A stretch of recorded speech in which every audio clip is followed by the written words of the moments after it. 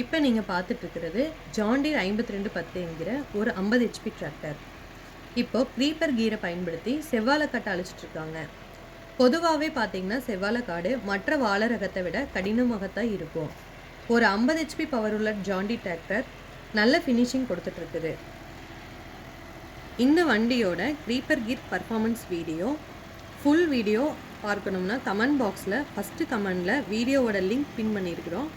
அந்த லிங்கை பயன்படுத்தி முழு வீடியோ பார்த்துக்கோங்க.